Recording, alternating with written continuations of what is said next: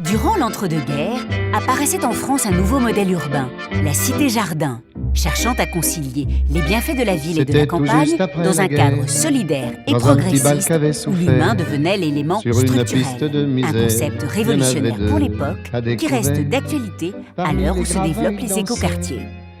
Quand on lance cette idée des cités-jardins, on la lance avec l'idée que ça va être un modèle tellement merveilleux que les gens ne voudront plus habiter que dans des cités-jardins. Donc ça serait un mode de vie, un modèle urbain qui ferait dépérir tous les autres modèles urbains. C'est ça l'utopie. Non, je ne me souviens plus du nom du bal perdu. Les villes se multiplient par 3, par 4, par 10 au 19e siècle. C'est considérable. Donc les gens se mettent à vivre dans des lieux qui deviennent de plus en plus des taudis. Et les gens qui énoncent des théories sur que doit être la ville moderne développent en fait des idées qui circulent dans le monde entier déjà. Donc quand Howard va faire son idée de cité-jardin, il est allé à Chicago, il est allé à New York, il est allé en Australie, il est allé en Chine, il est allé partout. Et en fait, c'est pas du tout un spécialiste de l'urbain au départ, mais c'est la grande question. Donc il va écrire un livre en 1898.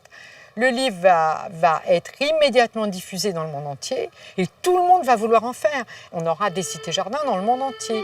En France, et plus particulièrement en région parisienne, Henri Sellier, président de l'Office départemental de l'habitat bon marché de la Seine, va ainsi en profiter pour lancer un vaste programme d'une quinzaine de cités-jardins qui constituera une nouvelle référence mondiale de l'urbanisme social. C'est-à-dire qu'avant, on a eu des villes utopiques, on a eu des villes minérales, on a eu des villes moyenâgeuses, des villes grecques, on a eu toutes sortes de villes. Mais les cités-jardins, c'est, je crois, un système qui correspond en grande partie aux aspirations et aux valeurs des gens du XXe siècle. Il y a une combinaison entre le construit, les éléments naturels, les différents types de trajets qu'on peut faire à l'intérieur de ces ensembles d'habitations, des qualités architecturales et tout un ensemble d'équipements qui font qu'on se sent capable d'y vivre en fait.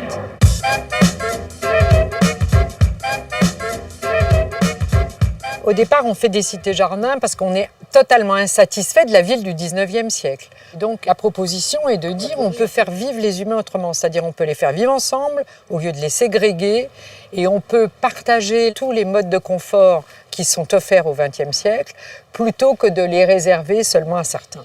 Donc on propose une mixité sociale par classe d'âge avec une mixité sociale de catégorie sociale.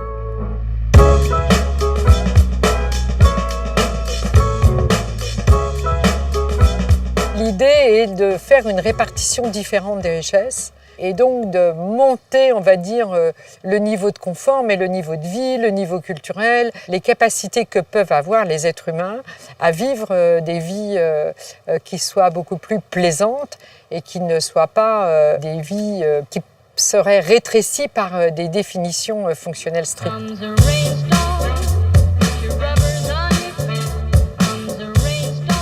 Ça va être au contraire des lieux d'éducation. C'est-à-dire qu'on va apprendre à protéger de son corps, à se soigner et donc à être moins malade, à vivre plus longtemps, avoir des enfants, de protéger les enfants qu'on a et donc faire baisser énormément la mortalité infantile, apprendre à l'école, donc monter son niveau de vie, avoir des métiers beaucoup plus ouverts. C'est dans les cités-jardins qu'on va créer les premiers dispensaires. La protection des femmes qui ont des bébés, je veux dire, ça se fait aussi d'abord dans les cités-jardins. Donc il y a des tas de choses qui nous paraissent tout ce qu'il y a de plus banal, qui n'existaient pas avant.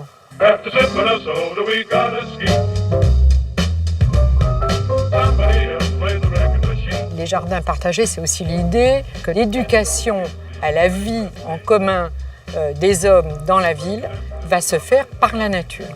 On introduit la nature pour ça, parce que les éléments de nature peuvent être détruits. Et en fait, si les gens qui habitent la ville ne détruisent pas les éléments de nature, ça veut dire qu'ils acceptent de les partager avec les autres. Et en acceptant de les partager avec les autres, ils acceptent de vivre avec les autres. Longtemps considérées comme dépassées par les pouvoirs publics, les cités-jardins connaissent depuis quelques années un regain d'intérêt, à l'image de celle de Stein, vouée à devenir l'un des nouveaux pôles touristiques de la région. Pendant la période où on va construire des grands ensembles et constituer les réseaux des villes nouvelles, on va complètement laisser en désuétude les cités-jardins. Mais il y a une réaction des habitants des cités-jardins, donc les hommes vont trouver que c'est peut-être un exemple désuet, mais ça leur convient tout à fait, ils veulent rester là. Donc il va y avoir des luttes entre habitants des cités-jardins qui vont résister à l'idée d'éradication des cités-jardins.